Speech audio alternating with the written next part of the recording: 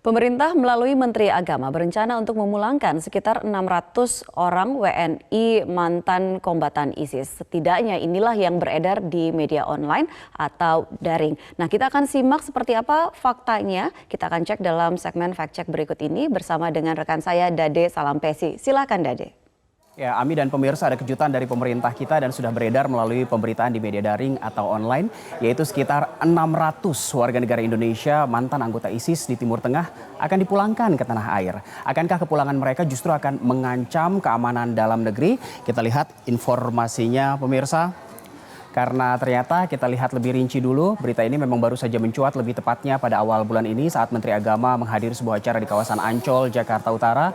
Pada kesempatan itu Menteri Agama menyebut akan memulangkan sekitar 600 warga negara Indonesia mantan ISIS yang kini terlantar di Timur Tengah. Alasannya kemanusiaan kalau kata Menak. Ada 600 WNI disampaikan oleh Menteri Agama. Menteri Agama menyebut bahwa proses untuk mencuci otak orang agar ia mau melakukan teror bisa dilakukan dalam waktu singkat. Namun untuk membina seseorang agar sadar dari cuci otak itu perlu waktu lama, kata Menteri Agama. Kita lihat pernyataan dari Menteri Agama lainnya yang lebih detail dan terperinci, tapi kita lihat juga perspektif lain terkait dengan rencana Kementerian Agama yang akan memulangkan 600 warga negara Indonesia mantan anggota ISIS ini ke tanah air, pemirsa. Ada perspektif dari peneliti Habibie Center. Kita baca bersama, ini disampaikan oleh Nurina Vidya Hutagalung, salah satu peneliti dari Habibie Center yang mengatakan bahwa memulangkan mereka, para WNI simpatisan ISIS ini tentu punya dampak keamanan. Sekali lagi, dampak keamanan yang disampaikan oleh Habibie Center. Terkait penegakan hukum, rasa keadilan masyarakat perlu dipenuhi. Para WNI yang ke sana kan menyalahi undang-undang kita, maka penegakan hukum harus dilakukan. Menurut Habibie Center, ada dua fokus yang disampaikan oleh Habibie Center terkait hal ini. Yang pertama masalah keamanan dalam negeri dan hukum yang harus ditegakkan, pemirsa. Kalau di negara-negara maju hukumannya bisa sampai pencabutan kewarganegaraan. Kita lihat negara mana saja yang sudah melakukan hal tersebut, pemirsa. Ada Inggris yang pada 19 Agustus 2019 mencabut kewarganegaraan seorang warganya yaitu Jack Leeds atau nama lainnya Jihadi Jack. Namun dalam konteks ini Inggris mencabut kewarganegaraan warga negaranya karena memiliki kewarganegaraan ganda yaitu Inggris dan Kanada. Sehingga pada saat dicabut anggota ISIS ini masih punya satu kewarganegaraan lain. Begitu juga dengan Jerman yang pada 2019 kabinetnya menyetujui untuk melakukan pencabutan kewarganegaraan kepada warga negaranya yang berafiliasi dengan ISIS. Dan sejak 2013 saja diketahui bahwa ada 1.000 warga negara Jerman yang bergabung dengan ISIS. Begitu juga dengan negara tetangga kita Australia yang pada 12 Desember 2 tahun lalu 2018 mencabut kewarganegaraan Neil Prakash yang merupakan perekrut warga negara Australia untuk dikirim ke Timur Tengah bergabung dengan ISIS. Kenapa sih negara-negara maju sampai mencabut kewarganegaraan anggota ISIS ini, pemirsa? Ada dua alasannya, yaitu yang pertama mereka ingin menjamin keamanan di dalam negerinya dan juga memastikan bahwa mereka tidak kembali lagi. Bagaimana dengan di dalam negeri? Kita lihat undang-undang di dalam negeri, pemirsa. Undang-undang kewarganegaraan kita, lebih tepatnya dalam Undang-Undang Nomor 12 Tahun 2016 tentang Kewarganegaraan Republik Indonesia dari bab 4 yang membahas masalah kehilangan kewarganegaraan. Saya kutip pasal 23 poin E, secara sukarela masuk dalam dinas tentara asing. Konteksnya di sini adalah warga negara Indonesia artinya bisa kehilangan kewarganegaraan mereka jika ini secara sukarela masuk dalam kedinasan tentara asing.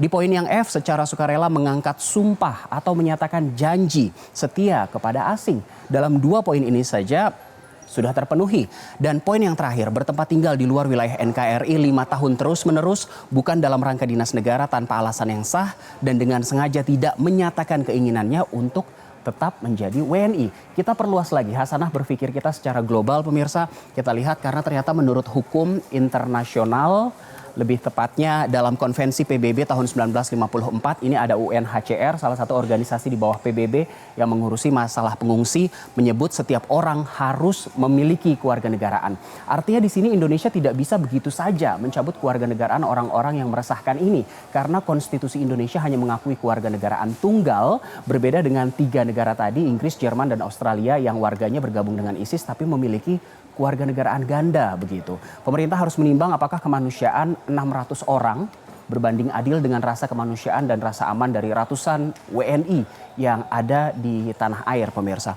Kita ingat lagi rangkaian teror yang dilakukan oleh ISIS di dalam negeri, pemirsa. Ada bom Tamrin pada 14 Januari 2016. Saat itu ada 7 pelaku yang menyorot perhatian kita di Jakarta. Lalu ada juga bom gereja Oikumene Sengkotek di Samarinda pada November 2016 di tahun yang sama. Dan diketahui pelakunya adalah JAD yang terafiliasi dengan JAD Kalimantan Timur yang ujungnya berada juga dengan ISIS. Pada saat itu 4 anak yang sedang kebaktian di hari Minggu pagi menderita luka bakar dan 1 anak harus meninggal dunia. Belum selesai sampai di situ. Bahkan ISIS juga membuat kerusuhan di Makobrimob Depok pada 9 Mei 2018. Disusul bom bunuh diri di Surabaya pada 13 dan 14 Mei 2018.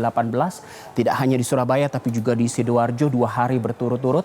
Pada saat itu 3 gereja yang sedang menggelar ibadah di hari Minggu pagi diluluh lantakkan oleh 7 pelaku yang terafiliasi dengan ISIS. Dan dalam kejadian ini diketahui bahwa ISIS tidak hanya merekrut laki-laki tapi juga perempuan dan anak-anak, pemirsa. Dan yang terakhir yang juga menarik perhatian adalah penusukan Wiranto pada saat menjadi menteri di Pandeglang, Banten pada 10 Oktober 2019 dan pelakunya juga terafiliasi dengan AJD Bekasi atau ISIS. Ini hanyalah sejumlah contoh kecil, pemirsa. Apakah ada yang bisa menjamin kalau 600 orang ini dipulangkan, teror-teror ini tidak akan terjadi lagi, pemirsa? Kita lihat dari sisi Badan Nasional Penanggulangan Terorisme atau BNPT, pemirsa, disebutkan bahwa dalam proses rencana pemulangan ini Kementerian Agama termasuk juga BNPT akan melakukan penguatan moderasi agama sehingga para pemeluk agama lebih toleran dengan sesamanya.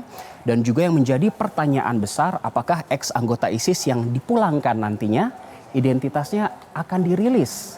Itu juga yang menjadi pertanyaan. Kita lihat pernyataan dari BNPT yang disampaikan berbarengan dengan Menteri Agama. Ini pada Senin 20 Januari 2020 disampaikan oleh Deputi Pencegahan, Perlindungan dan Deradikalisasi BNPT, Majen TNI Henry Paruhuman Lubis. Mereka, maksudnya 600 warga negara Indonesia yang ada di ISIS ini telah dirasuki ideologi ISIS dan itu tidak mudah untuk menghilangkan dan mengembalikan ideologi mereka seperti dulu. Ini menjadi perhatian serius pemerintah karena banyak hal yang harus dipertimbangkan. Artinya di sini BNPT dan juga pemerintah menyadari bahwa tidak mudah melakukan deradikalisasi. Melihat fakta-fakta ini, pemirsa, mungkinkah 600 orang anggota ISIS ini dipulangkan ke tanah air? Apakah kewarganegaraan mereka bisa dicabut? Dan jangan lupa ada rasa kemanusiaan dan kebutuhan akan keamanan ratusan juta warga negara Indonesia lainnya yang ada di dalam negeri. Toh 600 orang ini sudah membakar paspor Republik Indonesia mereka dan mereka ke sana juga atas keinginan sendiri. Saya kembalikan ke Ami. Terima kasih Dade, memang benar sekali apa yang Anda sampaikan tadi. Ini pun juga menjadi perdebatan di masyarakat dan